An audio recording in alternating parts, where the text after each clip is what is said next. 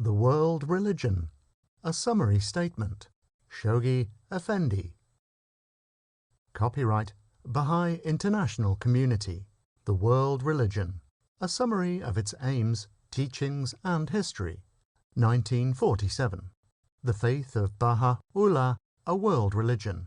The revelation proclaimed by Baha'u'llah, his followers believe is divine in origin, all-embracing in scope, broad in its outlook, scientific in its method, humanitarian in its principles, and dynamic in the influence it exerts on the hearts and minds of men. The mission of the founder of their faith, they conceive it to be, to proclaim that religious truth is not absolute but relative, that divine revelation is continuous and progressive, that the founders of all past religions, though different in the non-essential aspects of their teachings, abide in the same tabernacle, soar in the same heaven, are seated upon the same throne, utter the same speech, and proclaim the same faith. His cause, they have already demonstrated, stands identified with, and revolves around, the principle of the organic unity of mankind, as representing the consummation of the whole process of human evolution. This final stage, in this stupendous evolution, they assert, is not only necessary but inevitable, that it is gradually approaching, and that nothing short of the celestial potency with which a divinely ordained message can claim to be endowed can succeed in establishing it.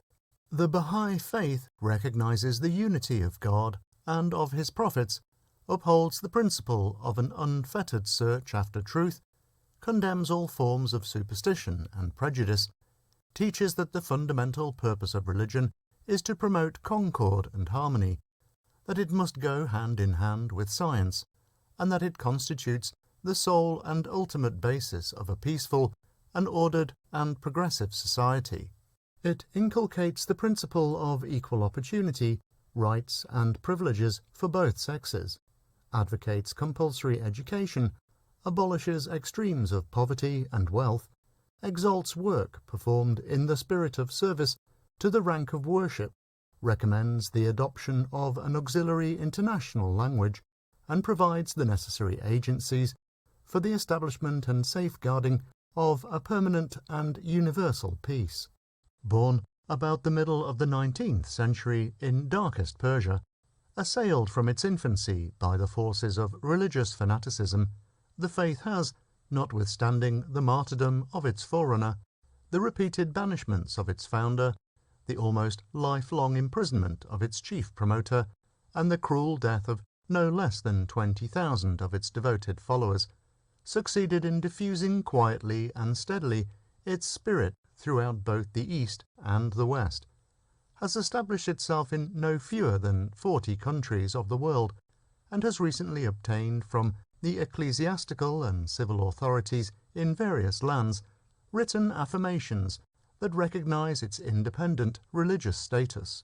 The forerunner of the faith was Mirza Ali Muhammad of Shiraz, known as the Bab, the Gate, who proclaimed on May 23, 1844, his twofold mission as an independent manifestation of God and herald of one greater than himself, who would inaugurate a new and unprecedented era in the religious history of mankind.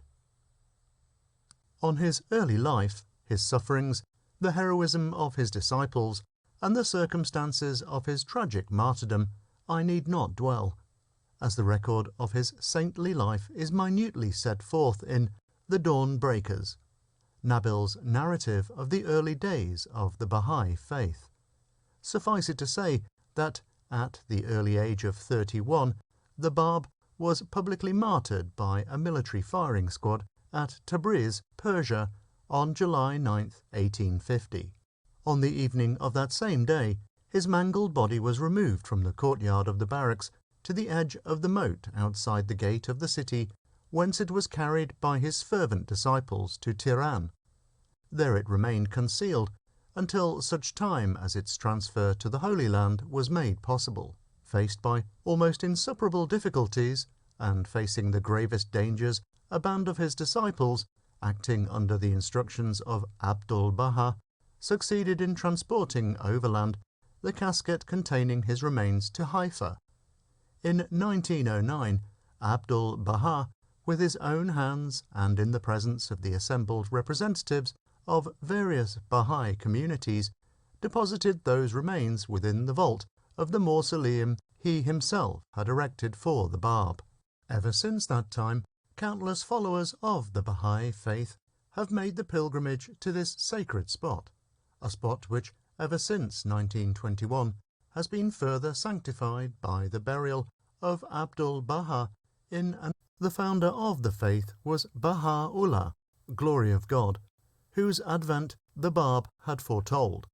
He declared his mission in 1863 while an exile in Baghdad. He subsequently formulated the principles of that new and divine civilization which, by his advent, he claimed to have inaugurated. He too was bitterly opposed, was stripped of his property and rights, was exiled to Iraq, to Constantinople and Adrianople, and was eventually incarcerated in the penal colony of Akka, where he passed away in 1892 in his 75th year. His remains are laid to rest in the shrine at Baji, north of Akka. The authorized interpreter and exemplar of Baha'u'llah's teachings was his eldest son, Abdul-Baha, servant of Baha, who was appointed by his father as the center to whom all Baha'is should turn for instruction and guidance.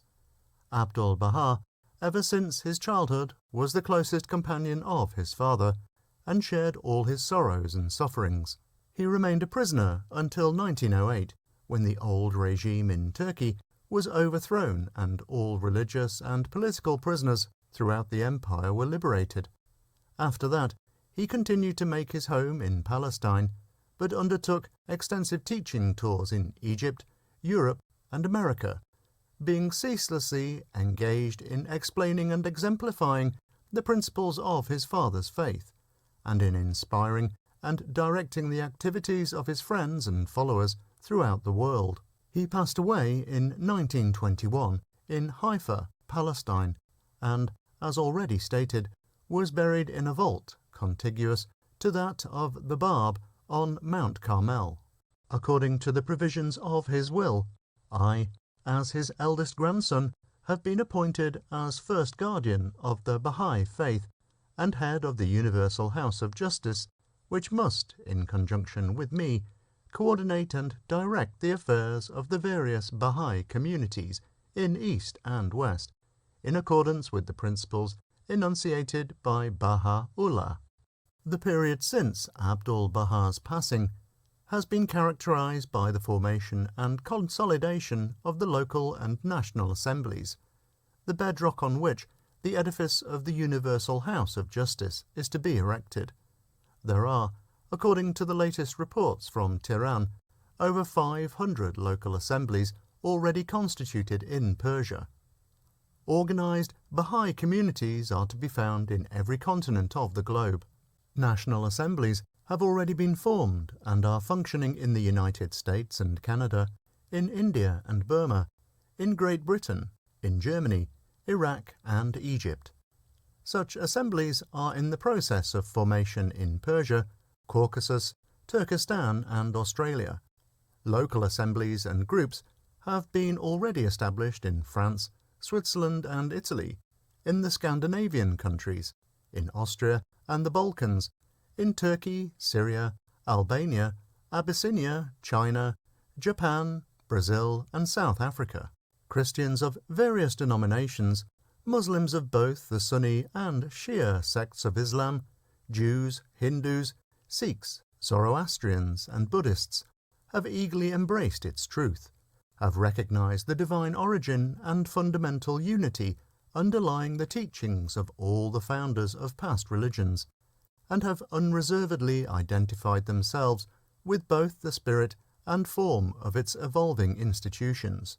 All these centers function as the component parts of a single organism, of an entity the spiritual and administrative center of which lies enshrined in the twin cities of Akka and Haifa.